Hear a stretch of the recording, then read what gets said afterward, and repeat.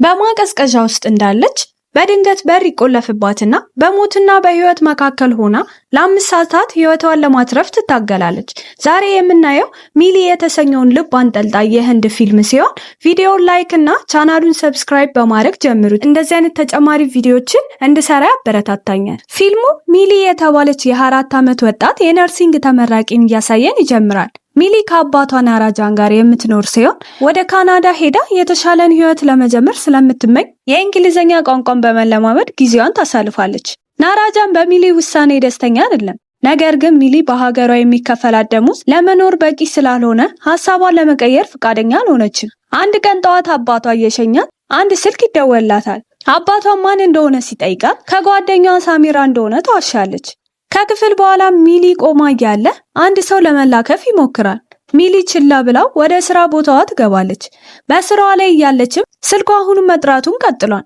ሚሊ ግን ችላ ትለዋለች።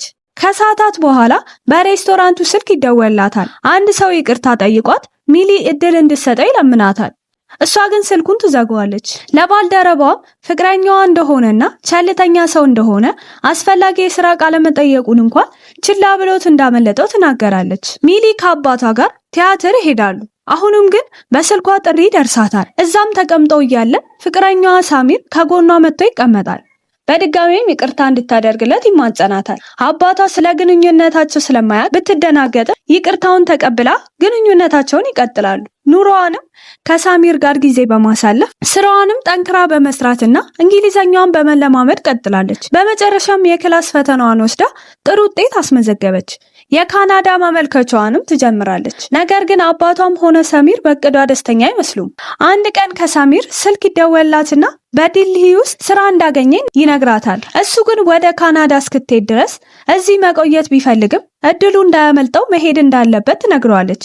ሚሊና ሳሚር ቤተ መቅደስ ውስጥ እያሉ አሁን ስራ ስላለው ስለ ትዳር ከአባቷ ጋር ልታናግረው እንዳሰበች ትነግረዋለች። እሱም ደስተኛ እንደሆነ እናያለን።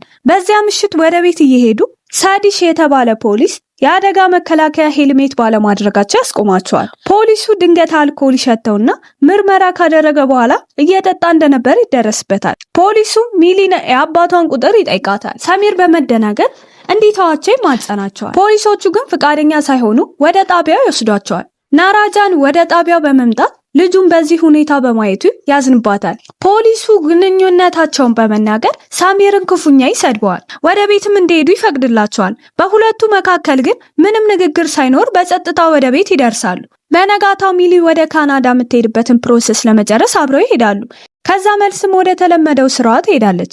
ከሰሚር ስልክ ቢደወልላትም ለማንሳት ግን እንዳልፈለገች እናያለን። ሰሚር ወደ ስራዋ ቦታዋ በመምጣት ምሽት ላይ ወደ ዴልሂ እንደሚሄድና 2 ደቂቃ እንዲያወሩ ይጠይቃታል።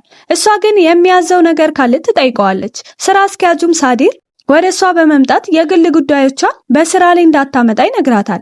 ሰሚርም የያዘዘውን እንኳን ሳይበላ ከቦታው ይሄዳል። አለቃቸው ሳዲር ሁለቱ ሰራተኞቹን ላዱና ቫፑል ስራቸውን ቶሎ እንዲጨርሱና ሳጥኖች በማቀዝቀዣ ውስጥ እንዲያስገቡት ይጮህባቸዋል። እነሱም ተቻክሎ ስለነበር ሚሊን እርዳታዋን ይጠይቋታል። እሷም ትስማማለች። ሳጥኖቹንም በማቀዝቀዣ ውስጥ እያስገባች እያለ ሳዲር ይመጣል።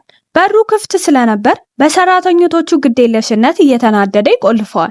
ስም ዝርዝሩ ላይም ሁሉንም እንደወጡ ቼክ ካደረገ በኋላ ከቦታው ይሄዳል። ሚሊም ሁሉንም እያስተካከለች እያለ መብራት ይጠፋባታል። ሚሊም በመደንገጥ መብራቱን አብርታ የተቆለፈባትን በር በማስተዋል መደብደብ ትጀምራለች። ስልኳንም በጠረጴዛው ላይ ትታው ነበር። በከባድ ነገሮችም በሩን ለመስበር ትሞክራለች። ሳሚር ዴልሂ ለመሄድ ሰዓቱ ደርሷል። ወደ ሚሊም ሲደውል እያነሳችለት አይደለም። እናቷ በመጨነቅ ለናራጃን ደውላ ሚሊ ወደ ቤት እንዳልመጣች ትነግረዋለች። ቀጥላም አብራት ለሚሰራው ባልደረባ ለሆነው ቫፖል ትደውላለች። እሱም እነሱ ሄደው ሚሊና ባለቤቱ እንደነበሩ ይነግራታል። ቀጥላም ለባለቤቱ ደውላ እሱንም ካወራች በኋላ ለናራጃን ደውላ ከስራዋ በሰዓቱ እንደወጣች ትነግረዋለች። የሚሊም ስልክ በተደጋጋሚ መጠራቱን ቀጥሏል። ማቀዝቀዣውም የሙቀት መጠኑ ወደ 12.5 ዲግሪ ሴንቲግሬድ ወርዷል። ሳሚር ወደ አውቶቡሱ ይሳፈራል። ሚሊ አሁንም ለእርዳታ መጫዋን ቀጥላለች። በሞል ውስጥ አንድ ልጅ የሆነ ድምጽ ይሰማል። በድንገት ግን ሚሊ መደብደቧን ታቆማለች። ትሰራበት የነበረው ሞል ሙሉ ለሙሉ ይዘጋል። ሙቀቱም ወደ 13 ዲግሪ ሴንቲግሬድ ይቀንሳል። ሚሊ አፍንጫዋ ደም መልበስ ይጀምራል። ሙቀቱም እንደገና ወደ 6.1 ዲግሪ ሴንቲግሬድ ዝቅ ብሎ ይወርዳል። ግን ተስፋ ባለመቁረጥ እጆቿንና እግሮቿን በልብሶቿና በመጠቅለያው ትጠቀልላለች። ከላይ የሚነፍሱትን ፋኖች በካርቶኖች ለመዝጋት ትሞክራለች። በድንገት ግን አደናቅፏት በመውደቅ ክፉኛ ትጎዳለች። በሌላ በኩል ናራጃንና ጓደኛው ሞሃን ወደ ጣቢያው ይሄዳሉ። ፖሊሱ ሳዲሽ ሚሊ ከፍቅረኛዋ ጋር ልትሆን እንደምትችል ነግሯቸው የሳሚርን አድራሻ ይሰጣቸዋል። ሚሊ ጨርቁን ከተጎዳ እግሯ ላይ ትፈታዋለች። እግሯንም መቁሰሉን ስታይ ይበልጥ መጨነቅና መፍራት ትጀምራለች። ናራጃንና ሞሃን የሳሚር ቤት ይሄዳሉ። እናቱንም አግኝተዋት ወደ ዲልሊ እንደሄደ ትነግራቸዋለች። ናራጃን ወደ ሚሊ መደወሉን ቀጥሏል፣ ግን አሁንም ሊነሳለት አልቻለም። ሳሚርንም አግኝተው ልጃቸውን ይጠይቁታል። እሱ ግን ምንም እንደማያውቅ ይነግራቸዋል። ሚሊ ከተኛችበት ስትነቃ አይጥ እየነካካት ትመለከታለች። ቀስ ብላም በመያዝ ስታሻሻት እናያለን። እነ ናራጃንም ወደ ጣቢያው ተመልሰው ሚሊን በስልኳ እንዲከታተላት ይጠይቁታል። ፖሊሱ ግን ጉዳዩን ከቁም ነገር የወሰደው አይመስልም ነበር። ይልቁንም ሳሚርን ይወነጅለዋል። በመሃላቸው አለመግባባት ተፈጥሮ ራቪ የተባለ መኮንን በመሃላቸው በመግባት ወጣቷ ከባድ አደጋ ላይ ሆና ሊሆን እንደሚችልና ቡድኖችን ሪፖርት እንዲያስገቡ ትዕዛዝ ያስተላልፋል። ናራጃን ለራቪ ሁኔታውን ያስረዳዋል። ለካፌው ባለቤትም ደውለው በድጋሚ ጥያቄ ይጠይቁታል። እሱም በካፌው የስም ዝርዝሩ ከማየቱ በፊት ለቃ እንደሄደች ይነግራቸዋል። ሳሚር ሚሊን የሚያስቸግራትን አንድ ሹፌር እንዳለ በማስታወስ እሱን ፍለጋ ይሄዳሉ። ሚሊ ተዳክማና አቅቷት እንመለከታለን። አይጧንም ስታያት እንደሞተች ታያለች። ሳሚር የባለቤቱ የስም መከታተያን አይቶ ስለነበር አንድ ነገር ይመጣለትና በፍጥነት ከመኪናው በመውጣት በሞተር ላዱን ለማግኘት ይሄዳል። ሳዲሽ ከሳይበር ክፍሉ ስልክ ይደወልለትና ሚሊ መጨረሻ ላይ የነበረችበትን ቦታ ይልኩለታል። መልእክቱን ግን ሲደርሰው ችላ ብሎ ስልኩን መነካካት ይጀምራል። ሚሊ ራሷን በመጠቅለያ ሙሉ ለሙሉ ትጠቀልላለች። ፖሊሶቹ ሹፌሩን አግኝተው ስለ ሚሊ ጠይቁታል። እሱ ግን ምንም እንደማያውቅ ይመልስላቸዋል። ሚሊ ደግሞ የታሸገውን ምግብ ወደ ፋኑ ስትወረውረው በተሳካ ሁኔታ ታቆመዋለች። በምግቦቹም መሸፈን ትጀምራለች። ሳሚር ላዱን ያገኘውና ላዱም ሚሊን ሳጥኖቹን በማቀዝቀዣ ውስጥ እንድታስገባ ጠይቀዋት እንደነበር ይነግረዋል። ሳሚርም ይሄን ሲሰማ በፍጥነት ወደ ሞሉ ይሄዳል። ድንገት ግን አደጋ ያጋጥማል። ሚሊ ወደ ሌላኛው ፋን ምግቡን ተወረውራለች። ነገር ግን ያቅታትና እዛው ትወድቃለች። አንደኛው ፖሊስ ሳዲሽን የተላከለትን አድራሻ እንዲሰጠው መማፀን ይጀምራል። ሳዲሽ ግን ልመናውን ከምንም ባለመቁጠር የማይሆኑ ቃላቶችን ይናገራል። አንድ እስረኛ ንግግሩን በመስማቱ ሌላን እስረኛ በመደብደብ ሳዲሽ ወደሱ እንዲመጣ ያደርጋል። ፖሊሱም ሳዲሽ ሲሄድለት ወዲያው ቦታውን ያገኘውና ለራቪሽ ይደውላል። ሳሚር ከአደጋው በኋላ ከወደቀበት ይነቃል። የገጨውም ሰውዬ እርዳታ ይፈልግ እንደሆነ ሲጠይቀው ሳሚር ወደ ሞሉ እንዲወስደው ይጠይቀዋል። ፖሊሶቹ በተላከላቸው አድራሻ ወደ ሞሉ በመግባት አሰሳቸውን ይጀምራሉ። ሚሊ ተዳክማና በሩን በቀስታም ቢሆን ስደበድብ እናያለን። የሙቀት መጠኑ ኔጌቲቭ 18 በመሆን በከፍተኛ ይወርዳል። ያላትንም ኃይል ሰብስባ በፀጉር ጌጣ የአየር ብሎኑን ትፈተዋለች። አንድ የአየር ማስገቢያ ማግኘታ አንድ ሰው እንደሚሰማ ተስፋ በማድረግ መደብደብ ትጀምራለች።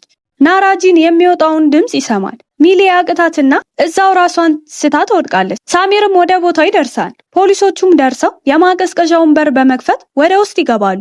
ሚሊ ራሷን ስታና በሞት አፋፍ ላይ ሆና ያገኟታል። ወደ ሆስፒታልም አድርሰዋት ዶክተሩ ሚሊ ያለፈችበትን ከባድ ነገሮችን ያስረዳቸዋል። ከዚህ የከፋ ጉዳት ሊገጥማት ይችል እንደነበር ይነግራቸዋል።